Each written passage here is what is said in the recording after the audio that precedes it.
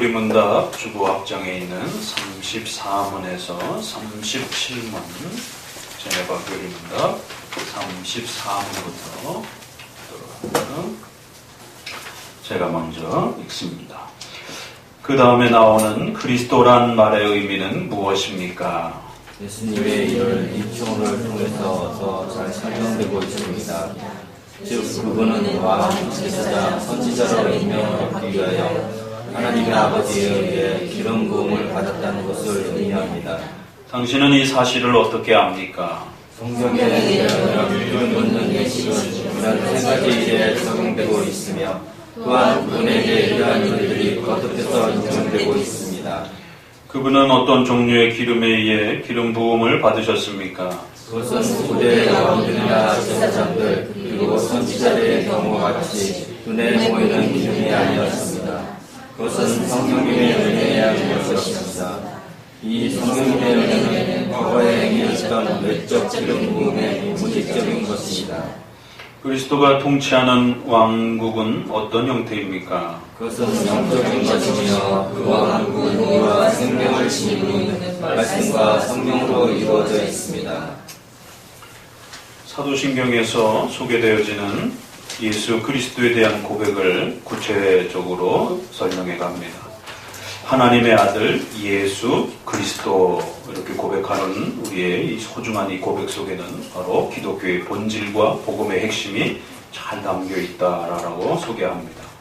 특별히 그리스도라고 하는 또 이 고백 속에는 기름 부음을 받으셨다라고 하는 이런 의미를 담고 있습니다.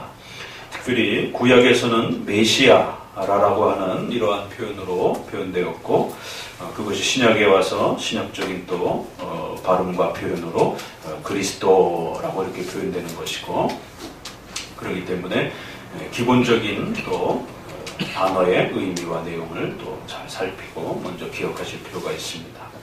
그래서 구약은 메시아라고 불렀고 신약은 그 표현이 그리스도라고 불려졌는데 이것은 왕, 제사장, 선지자라고 하는 이 세 가지의 직무를 그리스도께서 받으셨다라고 하는 것을 우리에게 나타내준다.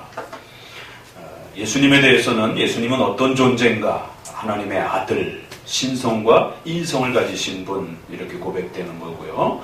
그리고 그리스도께서 우리를 위하여 어떤 일을 하셨느냐라고 했을 때 세 가지 직분을 통해서 우리의 죄를 위한 또 구원의 중보자의 일을 하셨습니다.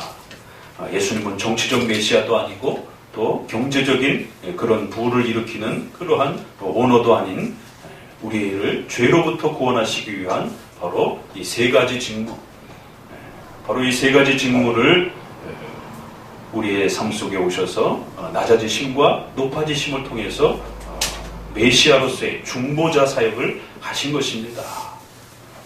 바로 이것이 우리가 복음을 이해하는 가장 중요한 핵심입니다. 이렇게 소개를 합니다.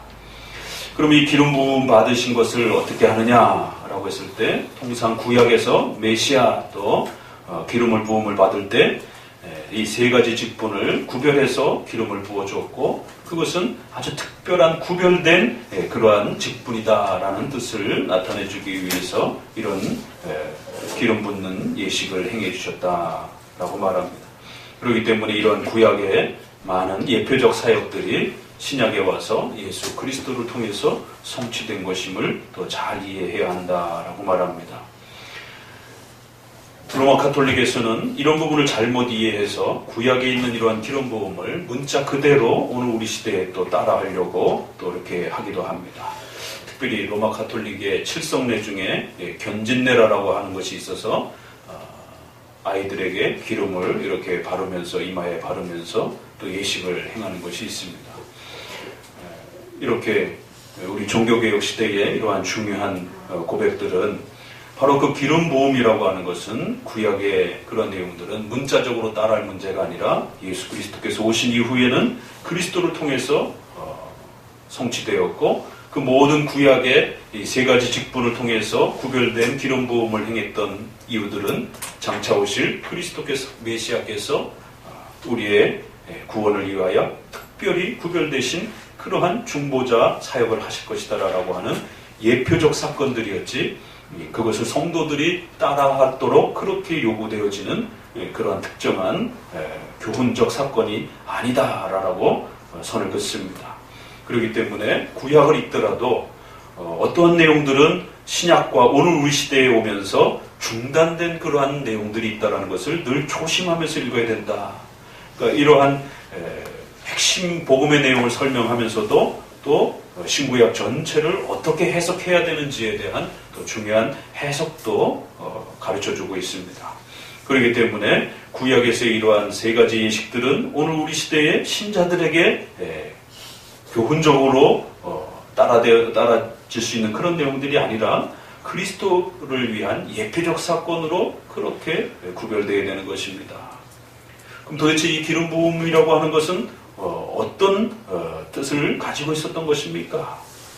그것은 과거에는 보여지는 형식으로 예식적 형태로 나타났지만 바로 거기에 본질은 성령님에 의한 것으로서 성령님을 통해서 하나님의 특별한 그러한 구별된 일들을 위하여 성령 하나님의 충만한 은혜를 부어주신다라고 하는 하나님의 은혜가 아니고서는 결코 이러한 구별된 사역들을 감당할 수 없다라고 하는 바로 그 구약의 기름 부음은 성령 하나님의 은혜의 충만함을 나타내주는 본질을 담고 있었던 것입니다. 이것이 기름 부음의 본질입니다.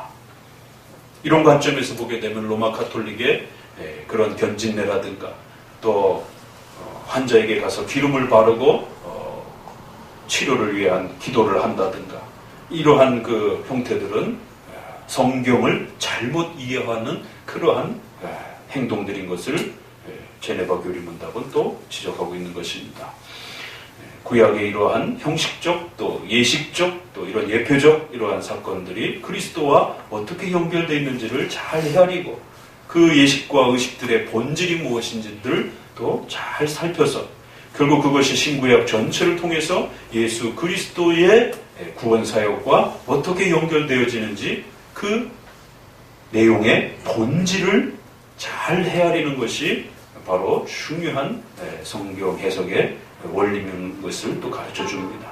그런 관점에서 결국 그리스도는 장차 오실 메시아로서 성령 하나님의 은혜의 충만함을 받아서 이제 구별된 그러한 이 구원 사역을 이루시기 위한 중보자로서 우리에게 오셨다라고 하는 이러한 내용이 고백되어지는 것이다 그렇게 말합니다. 바로 이 그리스도라고 하는 이 이름 안에는 바로 성령 하나님으로 그렇게 은혜의 충만함을 받으셔서 결국 인간의 죄를 짊어지시고 십자가에 죽으시기 위한 그러한 제사장으로서 또 하나님의 말씀을 알지 못하는 무지한 우리들에게 하나님의 말씀을 깨우치는 선지자로서 또 사탄과 악으로부터 우리를 지켜내시기 위한 바로 통치자여 주권자여 왕으로서 그렇게 우리를 보호하시고 구원하시는 중보자여 메시아로서의 사명을 감당하신 것입니다.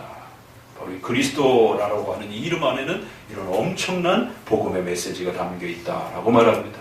그래서 사도행전에서는 그리스도인이라고 이렇게 표현하는 것입니다.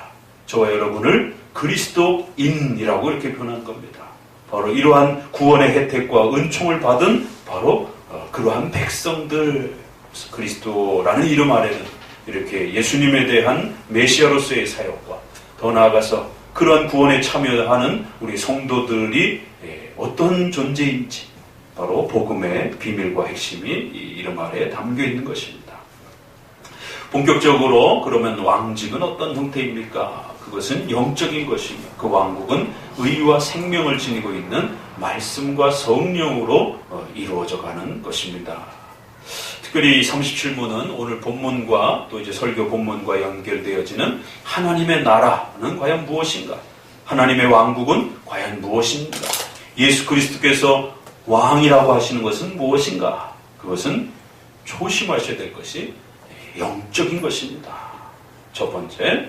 두 번째, 그 왕국은 의와 생명을 지니고 있는 바로 말씀과 성령을 통해서 우리의 영혼이 생명을 찾아가는 거듭난 영혼이 새로워지는 바로 이러한 중생과 죄로부터의 새로운 생명을 얻고 죄가 없어져서 의로운 자가 되어지는 바로 의롭게 되어져서 영혼이 거듭나는 바로 영적인 그러한 왕국을 본질로 하는 것인데 이것은 어떻게 이루어져 가느냐? 말씀과 성령 하나님의 은혜를 통해서 이제 이루어져 가는 것입니다.